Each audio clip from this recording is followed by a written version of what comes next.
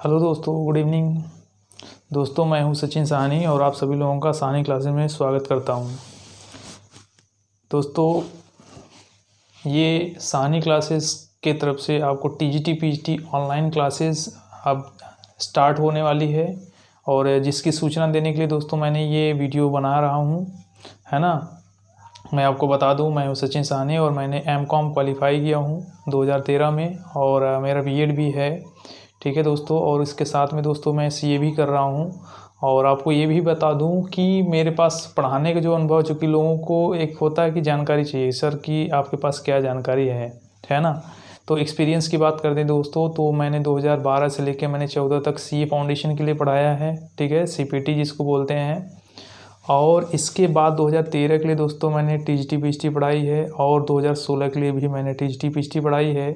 और तभी से दोस्तों आपको बता दूं, कंटिन्यू मेरा कुछ ना कुछ फील्ड में पढ़ा ही रहा हूं। अभी असिस्टेंट अकाउंटेंट की मेरी कम से कम 70 से 80 बच्चों की बैच यूपीपीसीएल के लिए चल ही रही है दोस्तों।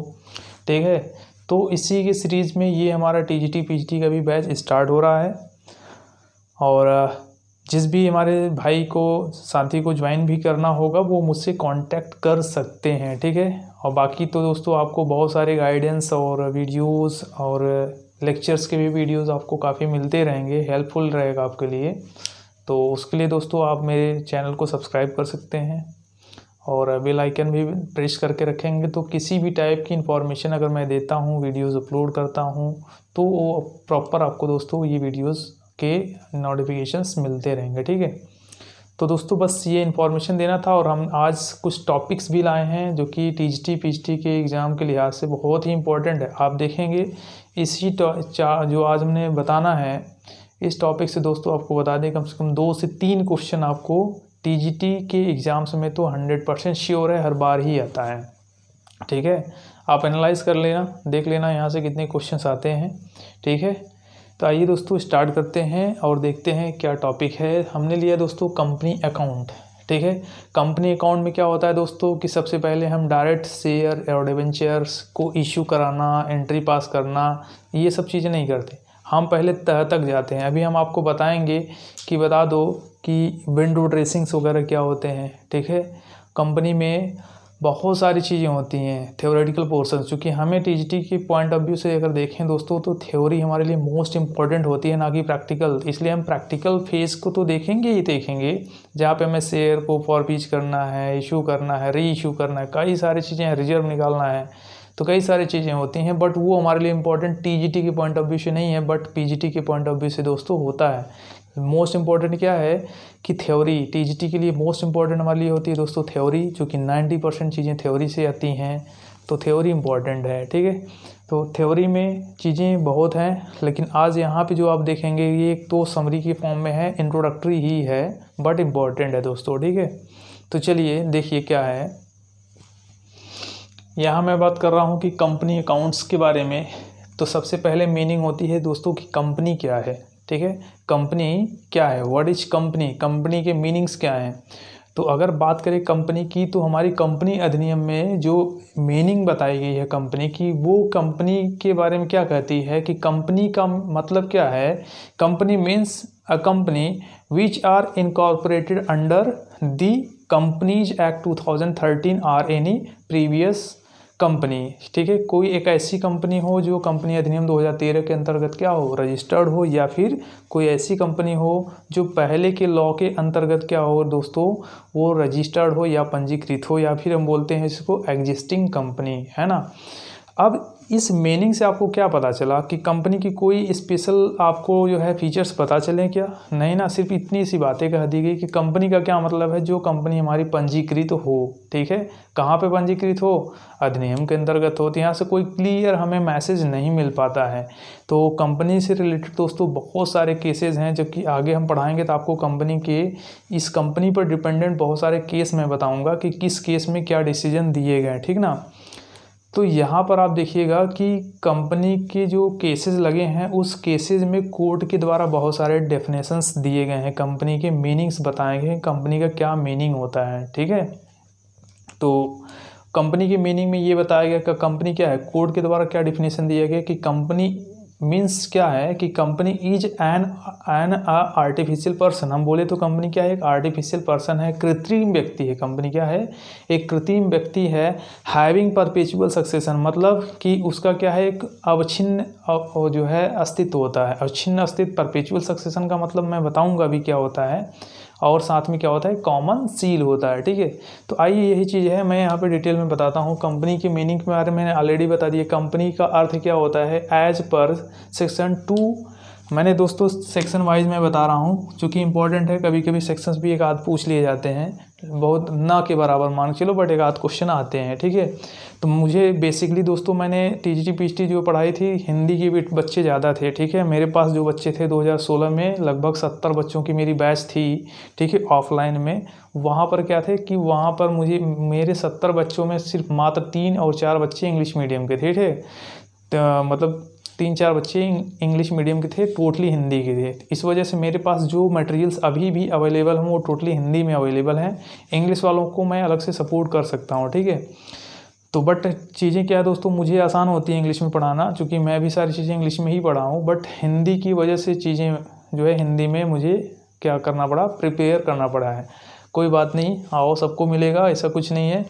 एज पर सेक्शन 222, ये 2 सेक्शन होता है, सब सेक्शन 22 है ऑफ द कंपनीज एक्ट 2013। ये कंपनी की मीनिंग्स आपसे पूछे जा सकते हैं। सिंपल सा बात है कि कंपनी का परिभाषा 2013 में अधिनियम के 2013 के अधिनियम में कौन से सेक्शन में दी गई, सिंपल बात है। तो 222 में ये परिभाषा दी गई। ये पूछा गया है 1956 वाले के अधिनियम के अंतर्गत कौन सी धारा में कंपनी का मीनिंग दिया गया है, पूछा गया ऑलरेडी, है ना। तो पहले के एग्जाम्स में पूछे गए हैं, तो इसलिए इम्पोर्टेंट है ये सेक्शन कि 220 में कंपनी का मीनिंग दिया गया है। अधिनियम धारा जो है 220 है। Company means a company incorporated. Company का मतलब क्या है, जो कंपनी इनकॉर्पोरेटेड हो या पंजीकृत हो अंडर दिस एक्ट और एनी एग्जिस्टिंग कंपनी। कहने का मतलब क्या है, कंपनी का मतलब क्या होता है कि एक ऐसी कंपनी जो कंपनी अधिनियम की धारा जो है 2 और उपधारा 20 के तहत क्या हो, कंपनी के अंतर्गत क्या हो, अधिनियम के अंतर्गत जो है दोस्तों पंजीकृत हो, उसे हम क्या बोलते हैं, कंपनी कहते हैं। इतनी सी बात हो गई। अब हमारा कोड का डेफिनेशन क्या है। कोड केस में भी मैं बताऊंगा, बहुत इंपॉर्टेंट केस है दोस्तों, जहां से एग्जाम में क्वेश्चन पूछे गए हैं। मैं आपको दिखाऊंगा कैसे क्वेश्चन पूछा गया है। यहाँ पे डेफिनेशन कोड कहता है कि company is an artificial person. Company क्या होती है, एक आर्टिफिशियल पर्सन होती है। आर्टिफिशियल इसलिए कहा गया कि देखो कंपनी का कोई फिजिकल एग्जिस्टेंस नहीं होता है। कंपनी फिजिकल एग्जिस्टेंस नहीं है, क्योंकि हम लोगों ने अकाउंट जब पढ़ना स्टार्ट किया था, जब बेसिकली हमारा पहला या दूसरा क्लास रहा होगा इंटरमीडिएट या 9th में, जब हम लोग पढ़ रहे होंगे, तभी हमें बताया गया था टाइप्स ऑफ जो है अकाउंट, जहाँ पे आपको बताया गया था पर्सनल अकाउंट और रियल अकाउंट और नॉमिनल अकाउंट बताया गया। तो आपने पर्सनल अकाउंट में देखा होगा 3 टाइप के व्यक्ति की बात कही गई थी। एक कहा गया था कि कौन सी व्यक्ति, एक होता है नेचुरल, एक होता है आर्टिफिशियल और एक होता है दोस्तों रिप्रेजेंटेटिव। तो आर्टिफिशियल जो शब्द है वो इम्पॉर्टेंट है, वही तो एग्जाम में पूछता है, नेचुरल थोड़ी ना पूछता है आपसे। आर्टिफिशियल पर्सन किसको बोलते हैं, जो पर्सन ऐसा हो जिसका फिजिकल एग्जिस्टेंस नहीं होता, बल्कि एक प्रोसेस ऑफ लॉ के थ्रू उसका निर्माण होता है, क्रिएशन होता है। यानी कह दें कि bye process of a law ये क्रिएट होते हैं आर्टिफिशियल पर्सन, और उनका जो है समापन भी क्या होता है, बाय प्रोसेस ऑफ लॉ होता है। इनको बोलते हैं दोस्तों आर्टिफिशियल पर्सन। इनका एग्जिस्टेंस कैसा होता है, हम इनकी एग्जिस्टेंस की बात कर दें, इनकी प्रेजेंसी जो होती है वो कैसी होती है, वो एक कानून की निगाह में होती है। यानी कंपनी एक आर्टिफिशियल पर्सन है, इसका मतलब वो सिर्फ और सिर्फ कानून की निगाह में उनको एक व्यक्ति माना गया है। ठीक है, और जब व्यक्ति माना गया है तो वो व्यक्ति क्या कर सकता है, किसी भी बाहरी व्यक्ति के ऊपर सू फाइल कर सकता है। FIR वगैरह जो होता है, कोई प्रॉब्लम हो गई तो केस लड़ सकता है। क्योंकि भाई FIR किसके ऊपर होता है दोस्तों, हम लोग जानते हैं व्यक्तियों के ऊपर होता है, न कि भूतों के ऊपर होता, क्या नहीं होता ना। किसके ऊपर होगा, व्यक्ति के ऊपर होगा। तो व्यक्ति कौन होता है, जो एग्जिस्टेंस में हो, अब चाहे वो लॉ के एग्जिस्टेंस में हो, चाहे हम लोग जैसे नेचुरल पर्सन है फिजिकली एग्जिस्टेड हो। ठीक है, तो आप इतना समझ लो कि आर्टिफिशियल पर्सन किसको बोलते हैं, जो बाय प्रोसेस ऑफ लॉ जिसका निर्माण होता है और कानून की निगाहों में वो क्या होता है, एक व्यक्ति माना जाता है। इसको बोलते हैं आर्टिफिशियल पर्सन। फिर है हैविंग परपेचुअल सक्सेशन। परपेचुअल का मतलब होता है कि इसको बोलते हैं अवच्छिन्नता। ठीक है, एग्जिस्टेंस कैसी है इनकी दोस्तों, ये होता है इसको बोलते हैं अवच्छिन्नता। इसका क्या मतलब है कि कंपनी जो है ये इसका जो है चाहे मेंबर जो होते हैं वो आए या फिर जाएं, ठीक ना, वो कंपनी हमारी क्या होती है, बनी रहती है। यानी हमने कहा कि कंपनी जो है परपेचुअल सक्सेशन का मतलब क्या है, अवच्छिन्नता, या फिर आप बोल सकते हो कि अस्थायित्व। कंपनी क्या है, वो एक अस्थाई होती है, यानी अपने सदस्य, उसके जो सदस्य होते हैं कंपनी के, चूँकि कंपनियों का निर्माण क्या होता है, हम बोले तो अगर प्राइवेट कंपनी है तो 2 व्यक्ति कम से कम मिल के बनाएंगे, अगर कंपनी पब्लिक है तो कम से कम 7 व्यक्ति मिल के बनाएंगे। तो ये हमारे कंपनी के क्या हैं, कम से कम मिनिमम रिक्वायरमेंट है मेंबर की। तो वो मेंबर जो होते हैं कंपनी के, वो चाहे कंपनी में आए या फिर कंपनी से बाहर चले जाएं, बट कंपनी क्या होती है, वो चलती रहती है, वो बंद नहीं हो जाती। क्यों, क्योंकि वो बाय प्रोसेस ऑफ लॉ बनती है, बाय प्रोसेस ऑफ लॉ क्या होता है, उसका समापन होता है। तो परपेचुअल सक्सेशन का क्या मतलब है कि कंपनी के मेंबर आए कंपनी में या फिर कंपनी से बाहर जाएं, क्योंकि मेंबर एक ही नहीं हो सकता। जैसे मैं कहा हूँ, मैंने एग्जांपल दूं कि जैसे सपोज करो मिस्टर ए और मिस्टर बी 2 लोग मिल कर क्या बोले, कंपनी का निर्माण कर दिए। अब हो सकता है मिस्टर बी चले जाएं तो बी के स्थान पर कोई और आ जाएगा, सी आ जाएगा, ठीक है, सी चला गया, हो सकता है कोई डी आ जाए। तो कंपनी के मेंबर आते जाते रहते हैं, बट कंपनी समाप्त नहीं होती, कंपनी चलती रहती है। इसी को बोलते हैं परपेचुअल सक्सेशन, यानी अस्थायित्व बोले या अवच्छिन्नता बोलते हैं इसको, ठीक ना। यानी कि इसकी अस्तित्व जो होती है, एग्जिस्टेंस इसको बोलते हैं आप, अस्तित्व, यानी अस्थायी अस्तित्व होता है। हम प्रॉपर नोटिंग कराएंगे दोस्तों, जब आप अभी क्लासेस स्टार्ट हो जाएगी तो मैं प्रॉपर इसका एक एक नोटिंग कराऊंगा, फिर वहाँ पे आपको कोई दिक्कत नहीं होगी। यहाँ पे है, देखो कैरेक्टरिस्टिक्स में भी है।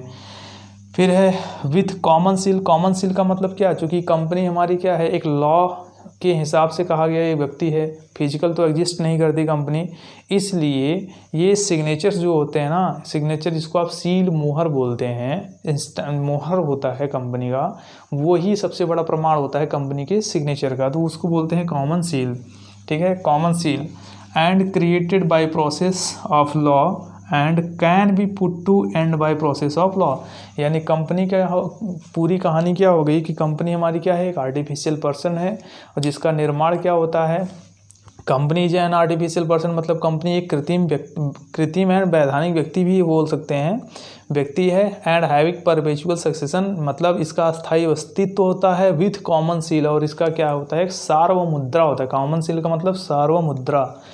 And created by process of law, इसका निर्माण कैसे होता है, बाय प्रोसेस ऑफ लॉ होता है। और समापन एंड कह रहा है कि and can be put to end by process of law, and इसका समापन भी कैसे होगा, बाय प्रोसेस ऑफ लॉ होगा। ठीक है, अब बात करते हैं विशेषताओं की, जहाँ से क्वेश्चन एग्जाम में आता है। तो ये कुछ विशेषताएं इंपॉर्टेंट लिखें, बहुत सारी विशेषताएं हैं, आगे भी कराएंगे हम। तो यह कह रहा है कि आर्टिफिशियल पर्सन मैंने ऑलरेडी बता दिया क्या होता है। Separate entity, most important point ये है सेपरेट एंटिटी। सेपरेट एंटिटी का क्या मतलब होता है, हमने बताया ना कि कंपनी जो होती है वो एक अलग व्यक्ति होती है, जो हमने बेसिक में पढ़ा था, जब हमने कहा कि टाइप्स ऑफ अकाउंट आप पढ़े होंगे इंटर में, तो आपको बताया गया पर्सनल अकाउंट, जिसमें आपको बताया गया नेचुरल पर्सन और आर्टिफिशियल पर्सन। तो नेचुरल पर्सन हम लोग हैं, जो कंपनी को बनाने वाले हैं, वो तो क्या है, नेचुरल पर्सन है ना, जो कंपनी के डायरेक्टर होंगे या फाउंडर होंगे, ओनर होंगे, वो सब क्या है, नेचुरल पर्सन है। बट कंपनी जैसे ही क्रिएट हुई, रजिस्टर्ड हो गई, तो कंपनी खुद एक अलग से पर्सन हो गई, यानी वो क्या हो गई, एक आर्टिफिशियल पर्सन हो गई। अब क्या होगा, सोचो कि मैं एक अलग पर्सन और कंपनी हमारी एक अलग पर्सन, ठीक है। इसी पर तो केस बने हैं, टोटली कंपनी में जो ज़्यादातर केसेस आते हैं इसी वजह से आते हैं। अभी हम आगे बताएंगे, केसेस डील कराएंगे, जब केस पढ़ाएंगे आपको तब देखना, सबसे ज़्यादा क्वेश्चन जो है इसी केसेस पे ही आते हैं। अब देखो, कहने का मतलब क्या है, जब सेपरेट, हमने कहा सपोज करो ये कंपनी है और ये ओनर है कंपनी, बीच में क्या हो गई, एक दीवार बन गया। इस दीवार का नाम क्या है, हमने कहा ये पर्दा है, जिसको जो कि कंपनी को और मेंबर को क्या करता है, अलग करता है, ठीक ना। इस पर्दे का नाम क्या है, कारपोरेट व्हील है। इस पर्दे का नाम क्या है, कारपोरेट व्हील, मतलब निगमित पर्दा बोलते हैं इसको। यानी यही कहता है सेपरेट एंटिटी की बात, ये कहता है कि कंपनी का मेंबर क्या होगा, अलग माना जाएगा और कंपनी जो है अलग मानी जाएगी।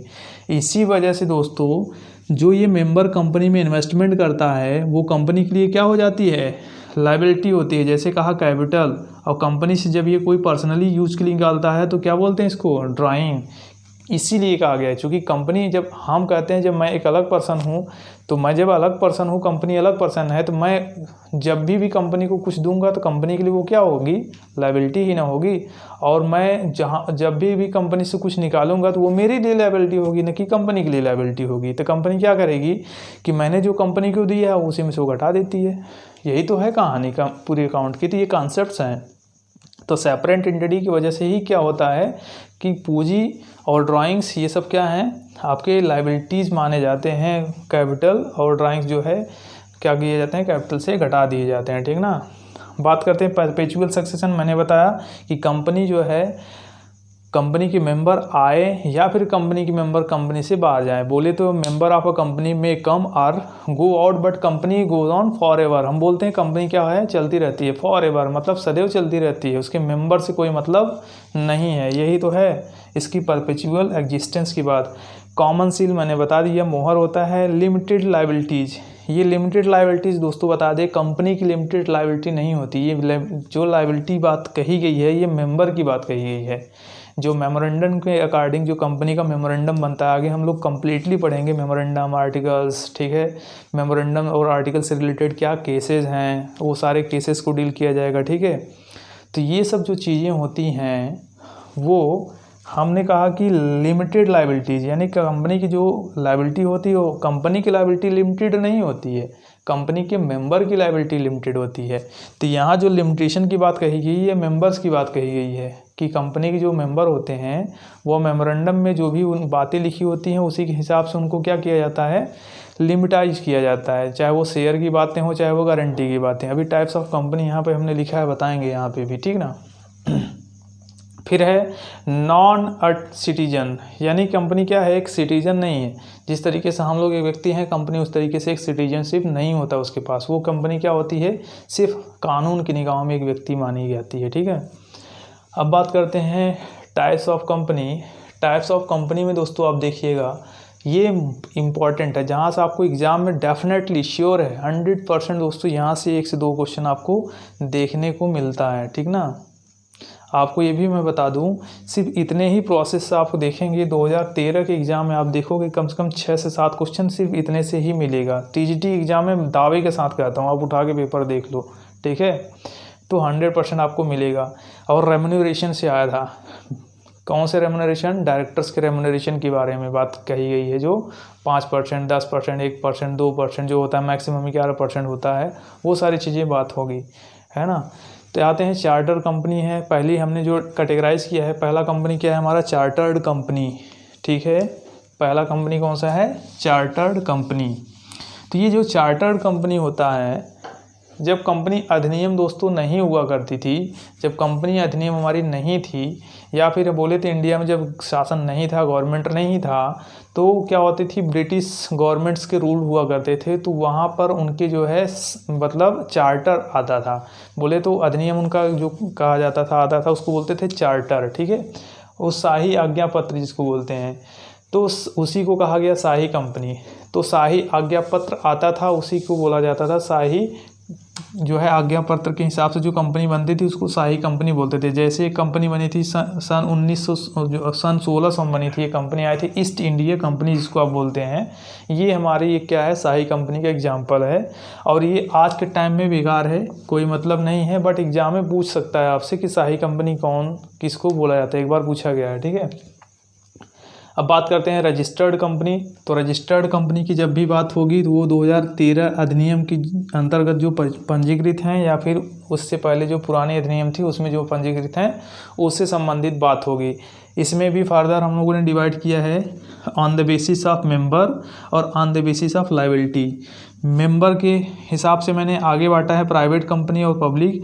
और प्राइवेट में मोस्ट इम्पॉर्टेंट आपके लिए सबसे इम्पॉर्टेंट क्या है, ओपीसी कंपनी। अभी पहले कंपनी ये ओपीसी नहीं होती थी, अब हो गई है। 1 पर्सन कंपनी पहले नहीं थी, अब आ गई है प्राइवेट में। ये मोस्ट इम्पॉर्टेंट है, पूछ सकता है, ठीक है। 2013 के अधिनियम के अकॉर्डिंग ये इम्पॉर्टेंट है, क्योंकि अभी तक 2013 जो था, कंपनी अधिनियम 2013 से दोस्तों अभी तक क्वेश्चन नहीं पूछे गए थे, है ना। लेकिन अब पूछा जाएगा, 2013 से अब पूछा जाएगा, ठीक है। क्योंकि 1 अप्रैल 2014 से लागू हुआ है, तो अब पूछेगा। इसके बाद बात कर लें फिर पब्लिक कंपनी है, फिर on the basis of liability है, तो लिमिटेड बाय गारंटी है, लिमिटेड बाय शेयर है, अनलिमिटेड कंपनी है। सबके नीचे यहाँ पे हमने सेक्शन लिखा हुआ है, ये सेक्शन है 268 मतलब प्राइवेट कंपनी, 278 जो लिखा है ये मतलब पब्लिक कंपनी, यहाँ पे 221 है मतलब गारंटी कंपनी, ये 222 लिखा है ये यानी कि लिमिटेड बाय शेयर है, 292 मतलब अनलिमिटेड कंपनी है। तो सबका सेक्शन मैंने ऑलरेडी यहाँ पे लिख दिया हुआ है। सेक्शन इंपॉर्टेंट दोस्तों नहीं है, मैंने कहा सेक्शन इंपॉर्टेंट नहीं है, बट एक रेफरेंस में पढ़ते रहना, मैं भी आपसे पूछ ले, इस वजह से ये इंपॉर्टेंट है। अब बात करते हैं स्टैट्यूटरी कंपनी। अभी इसमें हम बात करेंगे डिटेल में, पहले समझ लेते हैं कौन सी कंपनियां हैं। तो बेसिकली हमने कैटेगराइज जो किया है 4 कंपनियां होती हैं, चार्टर कंपनी है, रजिस्टर्ड कंपनी है, statutory company, holding and subsidiary company. तो स्टैट्यूटरी कंपनी का मतलब क्या होता है दोस्तों, ये एग्जाम में पूछा गया है। स्टैट्यूटरी कंपनी वो कंपनी होती है जो स्पेशल एक्ट ऑफ पार्लियामेंट, ठीक है, संसद की विशेष जो है अधिनियम के अंतर्गत ये क्या की जाती हैं, बनाई जाती हैं, तो इसको बोलते हैं स्टैट्यूटरी कंपनी। तो यहाँ पे हमने लिखा है स्पेशल एक्ट ऑफ पार्लियामेंट, यानी जब भी संसद के एक विशेष अधिनियम के अंतर्गत एक क्या किया जाए, कंपनी का निर्माण किया जाए, तो उसको बोलते हैं स्टैट्यूटरी कंपनी। जैसे आरबीआई हो गई, एसबीआई हो गई, ठीक है, एलआईसी हो गया, और क्या जीआईसी हो गया, और आईएफसी है, इंडियन फाइनेंस कॉरपोरेशन हो गया, एसबीआई हो गया, ये सब हमारे क्या है, स्टैट्यूटरी कंपनी है, ठीक है। एसबीआई भी कहोगे ये नहीं कि ये अफसर बैंक है, ये भी स्पेशल एक्ट ऑफ पार्लियामेंट के थ्रू बनाई गई है एसबीआई, आप इतना ध्यान रखना, ठीक ना। बाकी और जो बैंकें हैं वो तो बैंक हैं, उसकी हम बात नहीं करेंगे, लेकिन ये स्पेशल एक्ट ऑफ पार्लियामेंट के थ्रू आरबीआई एसबीआई बनी है। होल्डिंग कंपनी सेक्शन यहाँ पे लिखा है 244, और सब्सिडरी कंपनी। तो होल्डिंग कंपनी क्या होती है उसको आप जान लीजिए। होल्डिंग कंपनी दोस्तों वो कंपनी होती है जो किसी दूसरे कंपनी में कम से कम एटलीस्ट मोर देन, जब भी बात होगी मोर देन की बात है। इस पर एक क्वेश्चन पूछा गया है 2013 के एग्जाम में, मैं आपको बता दूं 11 वाला जो पेपर हुआ था, टीजीटी 2011 का पेपर 2013 के आसपास में हुआ था, उसमें पूछा था, ठीक है। तो वहाँ पर आप कंफ्यूज हो जाएंगे। यहाँ पर जब भी बात होगी तो मोर देन 50% की बात होगी, तो मोर देन 50% यानी वोटिंग पावर होने चाहिए कम से कम मोर देन 50% किस में होनी चाहिए वोटिंग पावर, जो सब्सिडरी कंपनी होगी। यानी होल्डिंग कंपनी मतलब मान लो जैसे एक कंपनी है ए, हमने कहा जैसे कंपनी ए है, ये कंपनी बी में क्या कर रही है, कम से कम 50% जो है, कम से कम 50% से अधिक, मोर देन 50%, मोर देन 50% क्या करे, वोटिंग पावर इसके पास हो ए के पास बी का, तो ए हो जाएगी होल्डिंग और बी हो जाएगी सब्सिडरी।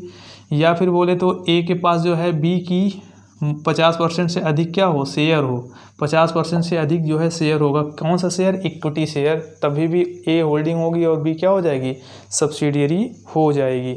तो इसको सब्सिडरी और होल्डिंग बोलते हैं। अभी आगे डिटेल में हम लोग पूरी चर्चा बाद में करेंगे, आज तो बस इंट्रोडक्टरी ही है, ठीक है। On the basis of member की बात कर ले तो यहाँ प्राइवेट कंपनी होगी, प्राइवेट कंपनी के सेक्शन में 268 लिखा है, यानी कि सेक्शन 2 और सब सेक्शन 68। यहाँ पर ओपीसी इंपॉर्टेंट हमारे लिए, पहले ओपीसी नहीं था, 1 पर्सन कंपनी यानी 1 मैन कंपनी पहले नहीं बनती थी। पहले जब भी बनती थी एक ही अकेला व्यक्ति सिर्फ सोल प्रोप्राइटरशिप ओपन कर सकता था, ठीक है, लेकिन कंपनी नहीं बना सकता था। कंपनी बनाने के लिए अगर आपके पास पूंजी है, आपके पास क्षमता है, सब कुछ है, फिर भी आप कंपनी नहीं बना सकते थे, ठीक है ना, जिसकी वजह से आपको एक पार्टनर की ज़रूरत होती थी। प्राइवेट कंपनी में कम से कम 2 व्यक्तियों की ज़रूरत होती है कंपनी बनाने के लिए, लेकिन अब ऐसा नहीं है। अगर आपके पास स्किल है, आपके पास क्षमता है, आपके पास पूंजी है, तो आप खुद की एक कंपनी अकेले बना सकते हैं, जिसको आप ओपीसी बोलते हैं। पहले नहीं था, अब अलाउ हो गया, तो ये इसको बोलते हैं 1 पर्सन कंपनी। अब बात करते हैं प्राइवेट में, चूँकि 2 टाइप की कंपनी है, एक ओपीसी है, एक अदर देन ओपीसी है, यानी कि 1 पर्सन कंपनी के अलावा की कंपनी, तो उसको बोलते हैं अदर कंपनी, जिसमें अधिकतम पहले कितने होते थे मेंबर, पहले होते थे दोस्तों 50 मेंबर होते थे अधिकतम, अब कितने हो गए, अब अधिकतम 200 मेंबर हो गए हैं, ठीक ना। कम से कम तो आप जानते ही हैं, तो अधिकतम 200 हो गए हैं। प्राइवेट कंपनी में अधिकतम 200 मेंबर हो गए हैं, पहले कितने थे 50। इंपॉर्टेंट पॉइंट है, नोट कर लेना कि अब जो है 200 मेंबर हो गए हैं, पहले 50 थे। मैं कई बार रिवाइज कर दिया इसलिए पॉइंट को, ठीक ना। अब प्राइवेट कंपनी जो होती है दोस्तों वो शेयर इश्यू तो करती है, लेकिन सिर्फ और सिर्फ अपने मेंबर्स को दे पाती है, अपने रिश्तेदारों को दे पाती है, बाहरी व्यक्तियों को शेयर इश्यू नहीं कर सकती। और दूसरी बात, एग्जाम में पूछा गया है कि क्या प्राइवेट कंपनी डिवेंचर जारी करती है, नहीं करती। ठीक है, तो प्राइवेट कंपनियाँ डिवेंचर इशू नहीं करती हैं। प्राइवेट कंपनियाँ जो है शेयर इशू तो करती हैं, बट अपने लगे सगे को करती हैं, अपने मेंबर्स को ही कर पाती हैं, बाहरी व्यक्तियों को वो नहीं कर पाती। दूसरी बात इंपॉर्टेंट क्या है, प्राइवेट कंपनी की जो मेंबर्स होते हैं अपने जो शेयर ट्रांसफ़र करते हैं वो फ्रीली नहीं करते, कर सकते हैं बट उसमें कुछ बाउंडेशन होता है, फ्रीली ट्रांसफरेबल नहीं होता। ठीक है, इंपॉर्टेंट पॉइंट है। पब्लिक कंपनी की बात कर लें दोस्तों, सेक्शन है 271। यहाँ पर कम से कम पूंजी की जो ज़रूरत पड़ेगी, प्राइवेट कंपनी में दोस्तों पूंजी की कम से कम कितनी ज़रूरत पड़ती है, 1 लाख। रजिस्ट्रेशन कराना होगा तो एटलीस्ट 1 लाख आपके पास कैपिटल होनी चाहिए, तो प्राइवेट कंपनी की हो गई। पब्लिक कंपनी में एटलीस्ट आपको नॉट लेस देन, हमने 5 लाख लिखा है, शॉर्ट में लिखा है नॉट लेस देन का सिंबल लगाया है, यहाँ 5 लाख, यानी कि पब्लिक कंपनी के लिए कम से कम आपको 5 लाख पूंजी की ज़रूरत पड़ेगी, कम से कम 5 लाख रुपीज़ की पूंजी की ज़रूरत पड़ेगी। और एटलीस्ट 7 मेंबर्स रिक्वायरमेंट होंगे, यानी बिना 7 व्यक्तियों के मेंबर्स की ज़रूरत पड़ती है, यानी 7 व्यक्ति जब मिल जाएंगे तभी आप कंपनी का रजिस्ट्रेशन करवा सकते हो। इसके बाद फ्रीली ट्रांसफरेबल, यानी इसके जो शेयर होते हैं पब्लिक कंपनी की फ्रीली ट्रांसफरेबल होते हैं, यानी कोई बाउंडेशन नहीं है, जब चाहे जितना चाहे जिसको चाहे आप ट्रांसफ़र कर सकते हैं शेयर। ठीक है, invitation for share and debenture मैंने लिखा है, यानी कि पब्लिक कंपनी जो होती है वो किसी को भी शेयर या डिवेंचर इशू कर सकती है, इन्विटेशन दे सकती है, आमंत्रित कर सकती है। ठीक है, on the basis of liability की बात करते हैं तो लिमिटेड बाय गारंटी, ये जो बात लिखा है लिमिटेड बाय गारंटी सेक्शन 221 लिखा है।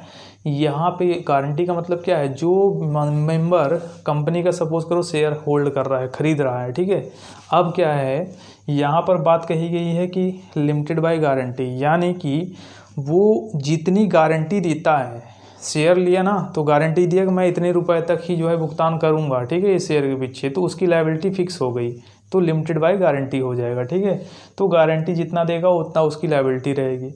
लिमिटेड बाय शेयर, तो यहाँ पे जितने शेयर होल्ड करेगा मेंबर उसकी लायबिलिटी उसके शेयर के होल्डिंग तक हो जाएगी। अनलिमिटेड में होता है कि मेंबर्स की लायबिलिटी क्या हो जाती है, अनलिमिटेड हो जाती है। तो दोस्तों ये हमारा इंट्रोडक्टरी था कंपनी का। बाकी तो अभी बहुत सारी कहानियाँ हैं, चूँकि थ्योरी ही मैं कम से कम 1 हफ्ते पढ़ाता हूँ कंपनी की। ठीक है दोस्तों, इसके बाद तो शेयर डिवेंचर इशू करना, जारी करना, एंट्री पास करना, ये सब तो बाएं हाथ की खेल है दोस्तों। चूँकि जो शेयर डिवेंचर और रिजर्व निकालना ये सब करना है, ये बाएं हाथ की खेल है। बस 2 से 3 दिन में प्रैक्टिकल क्वेश्चन ख़त्म। ठीक ना, लेकिन मोस्ट इंपॉर्टेंट जो हमारा है वो है कि दोस्तों थ्योरी पर कमांड करना, चूँकि टीजीटी और पीजीटी थ्योरी की गेम है। ठीक ना, तो इस पर कमांड करना है, इसलिए हमने इंट्रोडक्टरी आपको बताया। अभी इसमें बहुत सारी कहानियां हैं, मैं केसेस भी पढ़ाऊंगा, तो आप लोग इस पर जो है फोकस करना। बाकी जिसको भी क्लासेस ज्वाइन करनी है मुझसे संपर्क कर सकता है। मेरा जो है व्हाट्सअप नंबर लिंक में रहेगा, डिस्क्रिप्शन बॉक्स के में जो है रहेगा, आप वहां से संपर्क कर सकते हैं। बाकी बीच बीच में सारे क्लासेस हम इस तरीके से मोटिवेशनल क्लासेस या इम्पोर्टेंट क्लासेस दोस्तों देते रहेंगे। और जिसको भी ज़्यादा जानकारी चाहिए, कुछ इन्फॉर्मेशन चाहिए होगा, वो मुझसे दोस्तों व्हाट्सएप पर संपर्क कर सकते हैं। ठीक ना, और वहाँ पर मुझसे पूछने के बाद ही कॉल करिए करिए। ठीक है, चूँकि क्लासेस रहते हैं और सारे काम से रहते हैं। ठीक है, ऑफिस के भी कुछ काम रहते हैं, इस वजह से दोस्तों मैं बिजी हूँ, तो आप व्हाट्सअप कर दोगे तो मैं रिप्लाई तुरंत देता हूँ, ऐसा नहीं कि मैं रिप्लाई ना दूँ। ठीक है, बाकी रही बात क्लासेस की, तो कम्प्लीटली आपको बता दूँ दोस्तों मेरे पास अच्छा एक्सपीरियंस है और इसमें कोई डाउट नहीं है, अनुभव भी है। और इतने सारे प्रैक्टिस सेट्स वगैरह मैंने ऑलरेडी कराए हैं। हमारे जो पुराने बच्चे हैं वो भी आप सब लोगों के साथ में जुड़े रहेंगे, उनको पता है कि कौन कैसा पढ़ाता है। मैं तो ये भी कहूँगा दोस्तों, आप लोग चाहे जहाँ मन तहाँ जाओ, पढ़ के आओ फिर मुझसे पढ़ो। मैं तो चैलेंज करता हूँ, आप पढ़ के आओगे तभी तो मुझे और मज़ा आएगा दोस्तों पढ़ाने में। ठीक है, तो ठीक है दोस्तों, थैंक यू आप सबको।